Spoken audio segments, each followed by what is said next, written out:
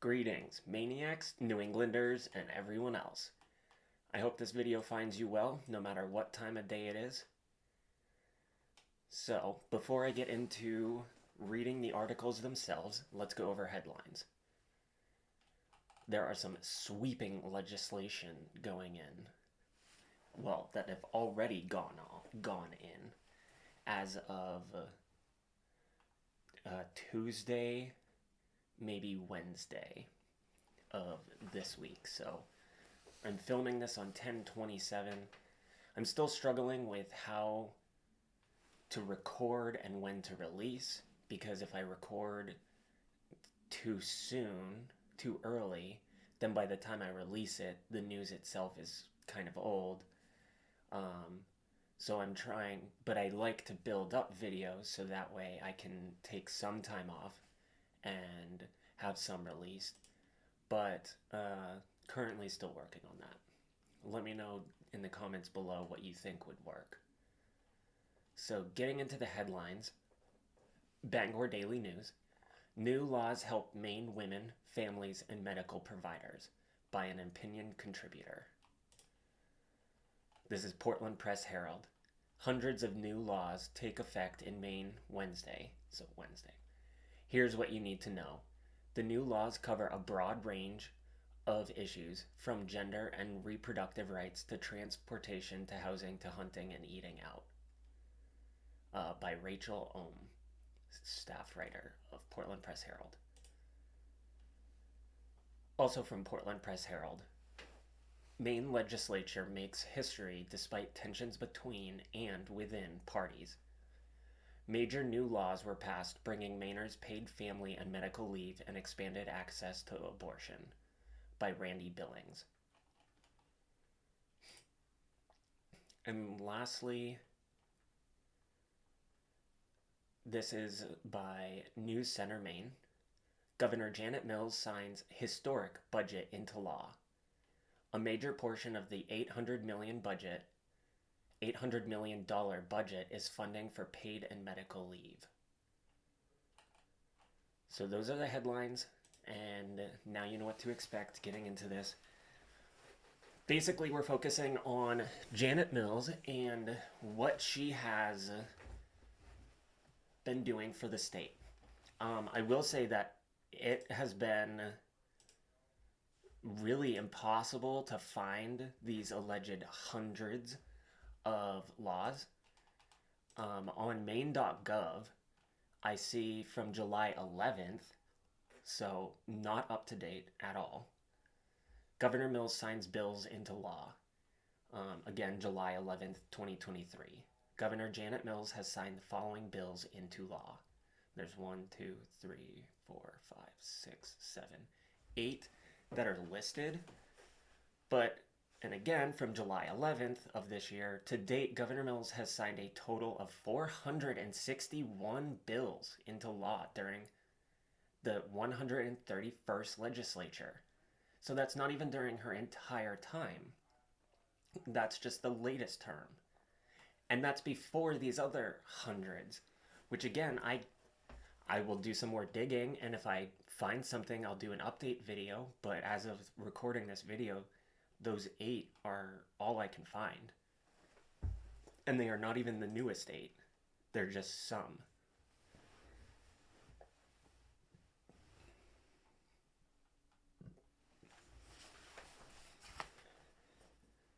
So back to Bangor Daily News. New laws help women, families, and medical providers.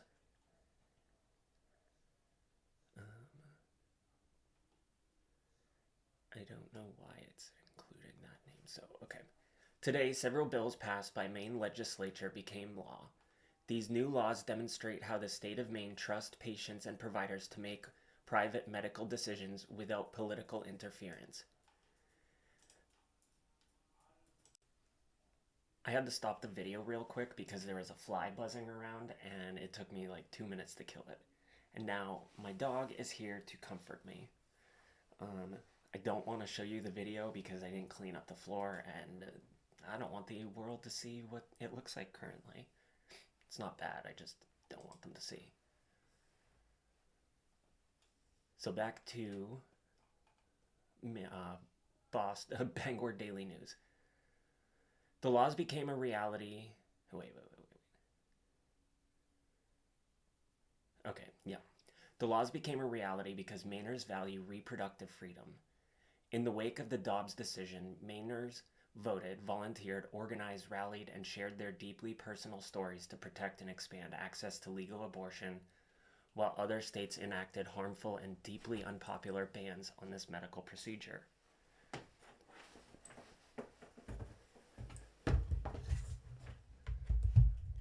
I'm sorry, guys. Laptop needed to be plugged in.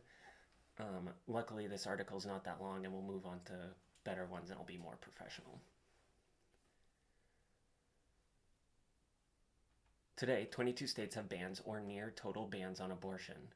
1 in 3 women have no right to abortion care in their home state. The post-Roe landscape is harrowing, with patients suffering at the hands of politicians, providers criminalized for offering care, and attacks on our rights are ongoing. The harsh reality is that people most disenfranchised by these harmful policies are people of color, LGBTQ plus people with disabilities, and those struggling financially. People who oppose abortion should know they are out of step with medical science and with the American public.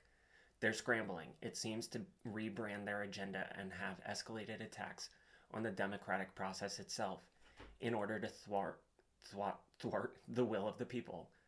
But Mainers likely aren't fooled. With new laws taking effect today, we are fortunate to have strong state-level protections in place. Protections that will ensure Planned Parenthood of Northern New England and other reproductive health care providers can continue to offer essential care to our patients.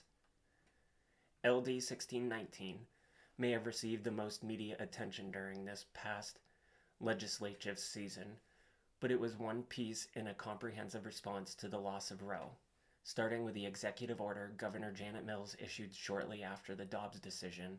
Maine leaders have been working on all fronts to protect access to our reproductive rights and freedoms. Attorney General Frey has been leading in the courts, with Maine joining cases aiming at protecting the Food and Drug Administration's approval of mifepristone, one of the pills used for the medication abortion, blocking former President Donald Trump's gag rule on family planning funds, and thwarting efforts from states like Idaho, where legislators passed laws aimed at reaching into Maine to target our clinicians. Mills partnered with House Speaker Rachel Talbot Ross and Senate President Troy Jackson to advance legislation that removed old crimes attached to abortion and to expand policy protection in abortion data collection. That legislation addressed a failing in Maine law to ensure that people who need abortion later in pregnancy don't have to leave the state, their loved ones, and medical team to get necessary care. One of Bangor State Representatives, Laura Supica, introduced legislation to ensure the right to abortion is protected for people in all Maine cities and towns are not threatened by extremists who want to ban abortion by attempting to pass local laws targeting abortion providers. Maine lawmakers also passed legislation to protect clinicians who provide abortions, to ensure the availability of sexual and reproductive health care in the event of a merger or acquisition by a religious affiliated healthcare provider, to expand insurance coverage of birth control, and to increase affordability by prohibiting insurers from requiring patients meet deductibles or other cost-sharing fees before they will cover care. I am grateful for everyone who helped make today possible, to the patients who shared their personal stories, to the providers who spoke up to lead with science and compassion, to faith leaders who respect the moral capacity of pregnant people and their providers to make decisions about the best path forward, to volunteers and to coalition partners and allies, and finally to the lawmakers who championed and voted for these evidence-based policies. Thank you. You have made sure that even in these unprecedented times, Maine continues to move forward. I went ahead and looked up what comments on what people said about this, and it's pretty split. So the article makes it sound like it is all citizens and I would like to note that when citizens have a chance to speak back, it seems like it's at least somewhere in the 50-50 range. So just for journalistic sake of correcting the record. Next, on to the Portland Press Herald. Hundreds of new laws take effect in Maine Wednesday. Here's what you need to know. The new laws cover a broad range of issues, from gender and reproductive rights to transportation to housing to hunting and eating out, by Rachel Ohm. Maine drivers are now required to move over and slow down when passing a disabled vehicle. Cities and towns are allowed to provide naloxone in public buildings and parks to prevent fatal overdose, Narcan. Gender-affirming care is now covered by MaineCare, and restaurants that serve alcohol can charge a service fee to customers who prefer to bring their own bottles of wine. Those and hundreds of other new state laws took effect Wednesday, 90 days after the adjournment of a very busy legislative season. New laws range from major policies such as expanding access to abortion later in pregnancies to narrow and sometimes quirky changes like the addition of gray squirrels and red squirrels to a list of animals that can be used to train hunting dogs. Also taking effect Wednesday is a spending package that includes $60 million in child care industry support and $31 million to stabilize the state emergency medical service systems. Here's a rundown of some of the new laws. Again, as of the recording, I could only find 8 visible ones that were all old, so I couldn't even access, easily at least. If it's there, I'm going to have to dig deep. But it should definitely be easier to find. And there's no links included to anything, which you would expect. Any of the links just lead to other articles from the same newspaper, just to help their algorithm and whatnot, indexing. So back to the article. Healthcare. Gender-affirming care, such as hormone therapy, is now covered for people insured through MaineCare, the state's Medicaid program. This law requires the state to reimburse providers for medically necessary treatment related to gender dysphoria, which is diagnosed when someone's expressed gender identity is different from the gender assigned at birth, for a sustained period of time. The new law also prohibits discrimination and reimbursement based on gender identity or expression. Minors who are at least 16 years old can get gender-affirming hormone therapy without a parent's consent. Healthcare professionals will be able to provide hormone therapy and follow-up care to young people at least 16 years of age, whether the parents approve or not, if they meet certain criteria, including diagnosis of gender dysphoria, and, in the opinion of the healthcare professionals, they have experienced or are likely to experience harm from not receiving gender-affirming hormone therapy. 16 is too young. And to do it without the parents' consent, they can't do anything like that at that age. And this does have lasting effects. There is no longer a specific time limit on abortion access in Maine. The new law allows physicians to provide abortions after viability, generally considered 22 to 24 weeks, when they deem it necessary, a standard that will allow abortions in cases of severe fetal anomalies. Previously, Maine law only allowed post-viability abortions if the mother's life or health was in danger.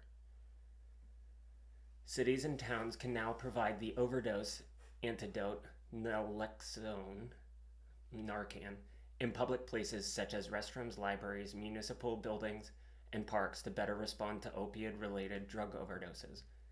The drug can be provided in wall-mounted boxes, for example. Instead of dealing with the opioid epidemic, we're just supporting more Narcan. We're just providing for more big pharma to make more money from us. Instead of dealing with the issue head on, Transportation. Some accidents no longer have to be reported to police because of a change in the definition of reportable accident. An accident on a public way must be reported to police in cases of injury or death, or parent property damage of $2,000 or more. The threshold was increased from $1,000 in the old law. Motorists face possible fines for not removing snow and ice from vehicles that causes an accident or injury. This law requires drivers to take personal steps to clear their vehicles of snow and ice, and imposes fines of up to $50 for a first offense and up to $250 for subsequent offenses, but only in cases when flying snow or ice result in damage or injury. Commercial trucks are exempt. It makes sense why commercial trucks would be exempt, because they would need specialized equipment to get all the way on top of that. That being said, I think it is irresponsible when people get in their cars and the top of the car still has a bunch of junk on the top of it. It can fly off. It can cause problems with the person behind you, even when it's just fluffy and powdery. So overall, I just see it as something like personal hygiene, like personal car etiquette, personal car hygiene. Like, clean it off, leave it at home or off to the side. Just don't dump it in the middle of the throughway. I mean, I know everyone, sometimes you have to, you're running late or whatever, but just, it shouldn't be a practice. Drivers must move over or slow down to legally pass a disabled vehicle. Drivers will be required to pass in a non-adjacent lane when they encounter a vehicle that is disabled or has its flashing lights, or pass at a careful and prudent speed if moving over a lane isn't possible. Housing.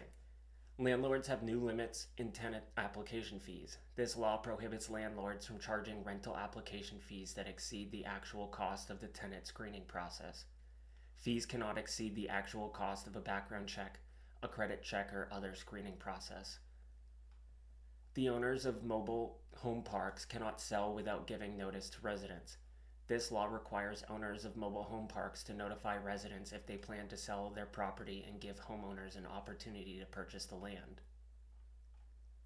Workers' rights. Discrimination in pay based on race is now illegal. Employees may not discriminate between employees in the same establishment on the basis of race by paying lower wages for a comparable job. This protection adds to existing law prohibiting discrimination in pay based on sex. Recycling and compost vehicles can utilize auxiliary lights to improve the safety of workers, similar to what's already in state law for trash and refuse vehicles. Odds and ends. Burn permits are now required for larger campfires. Fires that exceed 3 feet in height and 3 feet in diameter and that are not for debris disposal are now subject to permit requirements. The free permits can be secured online at MaineBurnPermit.com. The new law also makes it illegal to burn fires outdoors during red flag warning days. Restaurants that serve alcohol can now allow customers to bring their own wine. The law also allows such restaurants to charge customers who bring their own wine a BYOB fee of as much as $100. The law also says restaurants can let those customers take home unfinished bottles of their own wine. Training hunting dogs just got easier. A new law adds gray squirrels and red squirrels to a list of specific species that hunting dogs can be trained on, which already includes foxes, snowshoe hare, and raccoons. So that was a rundown, I guess, of some of the most notable. But if there's hundreds, that's not even a fraction of what's actually there. So there was a link involved that led me to another Portland Press Herald article. This one by Randy Billings. Maine legislature makes history despite tension between and within parties. Major new laws were passed, bringing Mainers paid family and medical leave and expanded access to abortion. Despite tension between Governor Janet Mills and her more liberal Democrat colleagues in the legislature, the 2023 session produced major progressive victories and expanded social safety nets and programs. Chief among the legislative victories for Democrats, who control both chambers and the Blaine House, was the enactment of a statewide paid family and medical leave program and expanded access to abortion. Both required Mills to backtrack on campaign promises not to support tax increases or change Maine's existing abortion laws. There you go. Another reason why Janet Mills is just, she says one thing, she'll do another. We want one thing, she votes another. This is not a good legacy. That was not part of the article. The family leave proposal will provide up to 12 weeks of paid leave for virtually all workers in Maine, in qualified circumstances such as the birth of a child, a serious illness, or a sick relative who needs care. The program will be funded by a new payroll tax of up to 1%, which will be split between employers and workers. The bill expanding access to abortion was the most hotly debated this session. Maine law used to only allow abortions after a fetus could viably live outside the womb, from around 24 weeks on, and if the mother's life was in danger. Now there will be no time limit as long as the abortion is deemed necessary by a physician. Despite all the talk about bipartisanship at the beginning of the session, Republicans came away with few victories, except for securing permit revenue source for highway projects and modest income tax relief for pensioners. Citing historic state revenues and surplus, the minority party sought structural income tax relief and reforms of between $200 million and $400 million, as well as changes to the state's welfare program to expand work requirements for able-bodied adults and restrict access to general assistance. Lawmakers kicked off the session in an unusual fashion by voting to spend $473 million of state surplus funds to provide $450 checks to more than 880,000 Mainers to help with high heating and energy costs. The deal was negotiated by Mills and income legislative leaders, but ran into resistance from Senate Republicans. Democrats then passed a partial $9.8 billion budget in March without any Republican support that forced on funding existing state services and laws already approved by previous legislatures. That left about $900 million in additional funding for the parties to negotiate. The session saw a gradual rise in partisan tension as Republicans fumed over being cut out of budget discussions and brought national culture wars to the Senate House, proposing bills that would give parents more say in their children's education and limit the types of books available in school libraries. Democrats, meanwhile, used their majority to move in the opposite direction, and not just with expanded access to abortion. They expanded access to health care for people who are transgender, while adding legal protections from out-of-state prohibitions for doctors who provide age-appropriate, non-surgical, gender-affirming care, including hormone blockers, to minors. But Mills and majority Democrats also clashed at times, most notably on efforts to expand the rights of Maine's indigenous tribes. With some Republican support, Democrats passed a bill to apply more federal benefits to tribal communities. But Mills vetoed the bill, and lawmakers fell short of the votes needed to override. Mills also blocked Democrats' efforts to extend minimum wage and labor laws to farm workers. What is her game here? Who is she playing for? Because it is not for either party and not for Mainers. Governor Janet Mills, could you please explain yourself? In all, lawmakers considered 2,019 bills, the highest total since the 119th legislature considered 2,276 in 1999.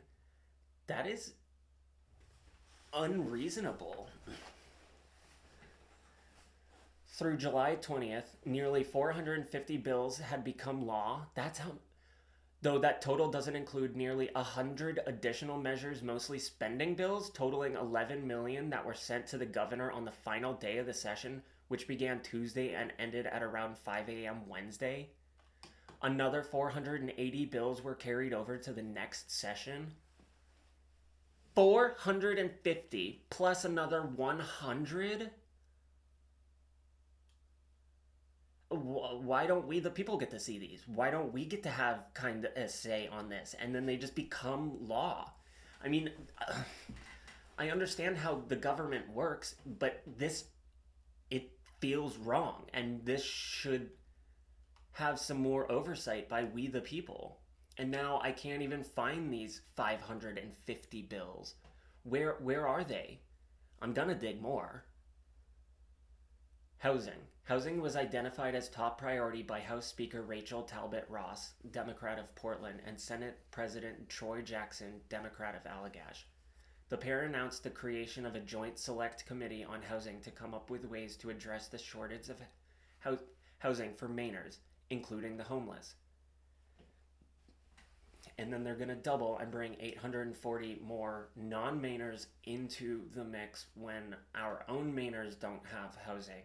And then those 800 plus family members are going to need all the appropriate fire extinguishers and clean pillows and everything. But yet, we don't even have our own homeless population taken care of. Make it make sense. The biggest legislative achievement was establishing a statewide Housing First program, which seeks to provide stable housing to people in need so they can then begin addressing other challenges that prevent them from living independently, including substance abuse and mental health. The program will be funded by about 25% of the taxes collected on real estate sales. The money will be used to develop housing for people who are chronically homeless, while also funding more support services for people living in housing first developments, addressing a lack of adequate support that providers say has been a constant barrier to success. The budget also includes a $70 million investment in rural housing developments, plus an additional $12 million for emergency housing and shelters, and additional funding to help students at risk of homelessness. Lawmakers also enacted a bill limiting rental application fees and increased funding, for the time being, for civil legal services, which will help low-income residents who go to court for things like eviction and child custody cases. Safety net. Republicans offered proposals to tighten up safety net programs by limiting general assistance to the U.S. citizens and people who have lived in the state for a certain period of time, requiring able-bodied adults without dependents to work to receive supplemental nutrition assistance program benefits, and tightening up the unemployment program. Those effects were stymied by Democrats, who succeeded in expanding access to safety programs, but the party in power faced internal division over how far they should go. They agreed to increase the income limits on programs that provide education to low-income parents and welfare programs, like temporary assistance for needy families and the Medicaid Savings Program, which helps seniors afford their medicines. They also loosened or eliminated asset tests for the two programs. But they remained divided over a proposal to resume MaineCare coverage of non-citizens, which was eliminated by former Republican Governor Paul LePage in 2011. The bill passed the House but died in the Senate. And while they supported a proposal to use state money to restore Enhanced Supplemental Nutrition Assistance Program, SNAP, benefits, created during the pandemic, they could not come up with the nearly $26 million to fund the program over the next 2 years, so the bill was carried over. The budget also includes funding to reimburse family members who are caregivers for children with special needs. People who qualify for income help can hire caregivers who are paid by MaineCare, the state's Medicaid program. But there's a shortage of direct care workers, which has left some parents unable to get help and unable to hold jobs while they serve as full-time caregivers. The new program allows family members who qualify, typically those with children who have significant cognitive and developmental needs, to be paid to be caregivers. Tribes. Expectations were high for another strong push for tribal sovereignty when Talbot Ross, whose career has focused on civil rights, took over the gavel to become Speaker of the House. She has sponsored a sweeping bill in the previous legislature to give Maine tribes the same rights and powers as the country's other 574 federally recognized tribes, and it passed in both chambers. But when Mills, who was running for re-elections, threatened to veto it, lawmakers allowed the bill to die without sending it to her. Janet Mills! As Speaker, Talbot Ross invited the chiefs from the Penobscot Nation, Passamaquoddy tribe at Sipiak, Passamaquoddy tribe at Matathokik. I'm sorry, I'm not familiar with that one. Aroostook band of Micmacs, and the Holton band of Malseet Indians to address the joint session of the legislature. The governor was conspicuously absent from the first date of the tribe's address in roughly 2 decades. Oof. It wasn't until the end of the session that Talbot Ross introduced a bill that would have granted Maine tribes access to more existing and future federal laws that benefit other U.S. tribes by removing a restriction in the state settlement agreement that ensures the state maintains its jurisdiction over the tribes. That bill also passed both chambers of the legislature, only to be vetoed by Mills, who criticized the late introduction of the bill and its wording, saying that it was unconstitutionally vague because it was repealing an undisclosed set of state laws. Support for the measure weakened when the legislature sought to override the veto. None of Mills' 41 vetoes since taking office in 2019 has been overturned. Mills did sign a bill that gave the Micmac Nation the same rights and benefits as other Wabanaki nations in Maine. The Micmac Nation was not included in the Maine Indian Claims Settlement Act of 1980, though the separate state agreement allowed them to receive federal benefits. The law signed by Mills extends to them the same jurisdictional rights enjoyed by the Penobscot and Passamaquoddy nations over internal tribal affairs, natural resources, and sustenance fishing, and other matters. Constitution. 30 constitutional amendments were proposed this session, but none of the headline-grabbing efforts to add new rights in such areas as housing, bodily autonomy, abortion, gender equity, and clean air and clean water advanced. Constitutional amendments always face an uphill climb, especially in polarized partisan times, because 2/3 support is needed before they can be sent to voters. But the success of a 2021 effort aided at adding to right to food to the state constitution has led more lawmakers to propose them. Of a 2021 effort adding a right to food to the state constitution has led more lawmakers to propose them. Even though when I corrected myself it still sounds weird, I would have rewritten that sentence. Several proposed amendments did pass, the most high profile of which deals with Maine tribes. Talbot Ross sponsored a bill that would require that Maine resume printing its original treaty obligations to indigenous tribes in its constitution.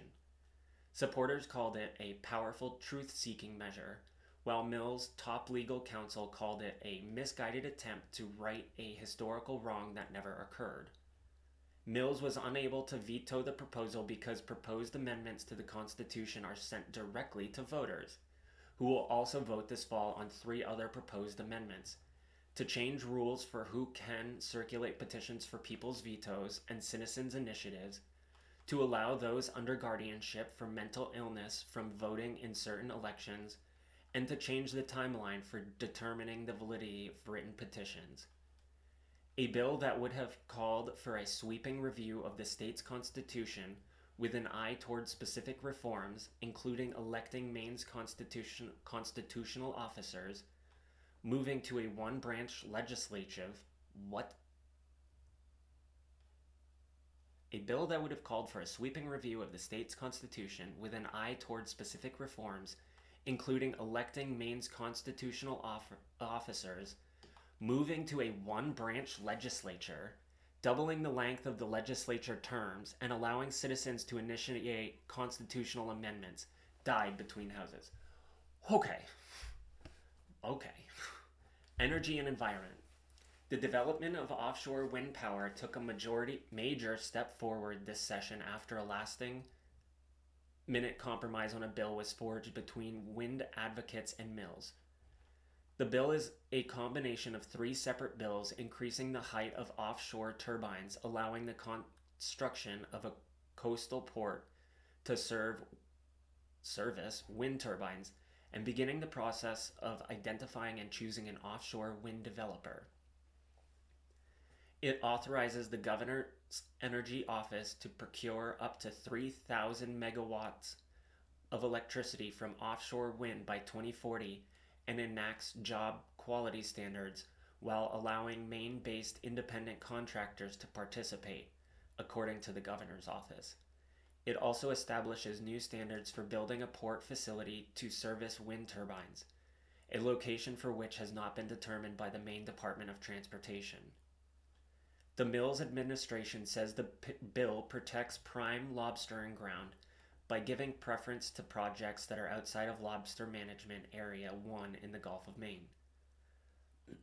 Lawmakers also enacted a bill on the sale and distribution of light bulbs containing mercury starting in 2026 and passed a bill to help struggling bottle redemption centers by increase the handling fee they receive by a penny to 5.5 cents per container, which will increase to 6 cents a container in September. A bill allowing mining of minerals such as lithium, which is in high demand as more electrical vehicles are produced, also was enacted. It also directs the Department of Environmental Protection to develop rules to ensure that such mining activities do not harm local water quality. But in 2017, we came up with laws that should have protected. This is why having 550 bills is suspect, because you're just finding out about it after the fact and you're like, hold on, wait a second, I don't agree with that. But no, Mills, who's not trying to secure another term because she can't, because that enactment died, thank God, but she doesn't need to run again so she can do all these things that are so sus. So lastly on this list is gun control. Democrats were reminded that this session it's difficult to pass gun control legislation in Maine, which has a long history of hunting and gun ownership. To try to spur change, gun control advocates pointed to recent incidents, a shooting in Bowdoin that killed 4 people and false reports of active shooters at Maine high schools, but their efforts came up short. And of course this was written before the Lewiston mass casualty. Some Democratic members crossed party lines to help Republicans defeat proposals to institute a 72-hour waiting period for all firearm purchases, which advocates said could help reduce gun-related suicides, to require universal background checks for firearm purchases, including at private sales and gun shows, and to ban devices such as bump stocks and auto sears that can be added to firearms to make them shoot rounds more quickly.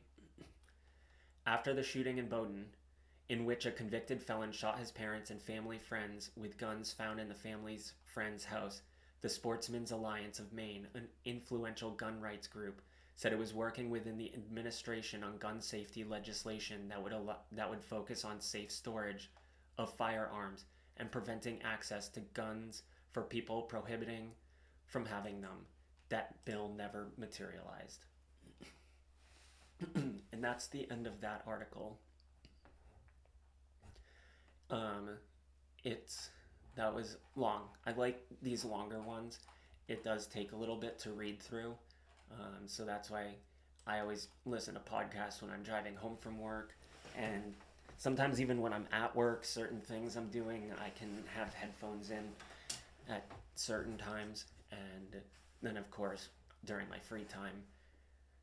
Just because I'm trying to get more fluid with talking to a camera and trying to understand what people like about other people that podcast and how I can do that better. So I'm just trying to put all this into gear. And so I do like the longer articles just because it gives me a little bit more to chew on. I do have one last article that seems pretty short, so at least we got a meaty one in the middle. It is by News Center, Maine. Governor Janet Mills signs historic budget into law. A major portion of the $800 million budget is funding for paid and medical leave. Augusta, Maine. Governor Janet Mills officially signed the second part of state... Oh, hold on just a second. I'm sorry. Of the state supplemental budget law into law on Tuesday. The signing of the budget into law was delayed as lawmakers battled over several hot-button bills. A major portion of the $800 million budget is designated as funding for paid family and medical leave. It also builds upon the first half of the budget and includes investment in Maine's housing. The package passed through the House and Senate last week and will go into effect in 90 days because it did not receive the supermajority support in the legislature that it needed in order to be enacted immediately. Senator Matty Daughtry, Democrat of Brunswick, and Republican Kristen Cloutier, Democrat of Lewiston, championed paid leave bills in their respective chambers. I think this is absolutely historical and transformational budget, Daughtry said in an interview after the signing. We were able to have things that both sides talked about. I mean, the pension tax cut that's in there is something that I know will make a huge difference to my constituents. This spring, Mills made stops at businesses to push support for the Dirigo Business Incentive Program, which is in the budget, replaces the current long-standing and expiring program, and rewards businesses for retaining and training skilled employees. Republican Jack Ducharme, Republican of Madison, voted against the budget bill both in the Appropriations Committee and in the House. Wearing a money pattern tie, he attended the signing, though not to cheer. While thanking colleagues for supporting business-friendly initiatives like the Dirigo program, he wanted to show displeasure for the state now funding programs like paid leave, calling it a tax on employers who could end up leaving Maine because of it. Looking after the working class people is what we've been trying to do by reducing the burden of government, and in order to do that, we have to stand strong against some of the spending, Ducharme said. The budget also includes investments in childcare, tax breaks for certain qualifying individuals, and increased financial support for government-funded community college for another 2 years.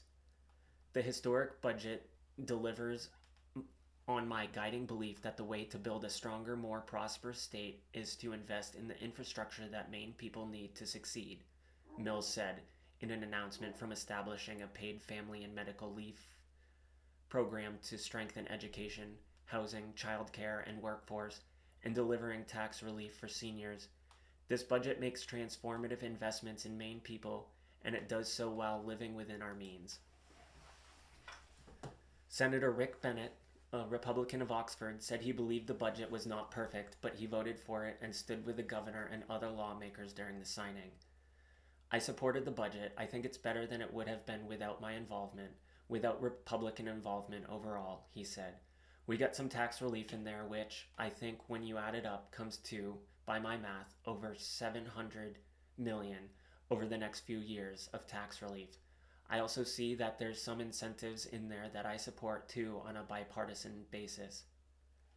This final budget delivers official support and services to protect the health and well-being of the people of Maine, Kirsten Figueroa, Commissioner of the Department of Administrative and Financial Services, said.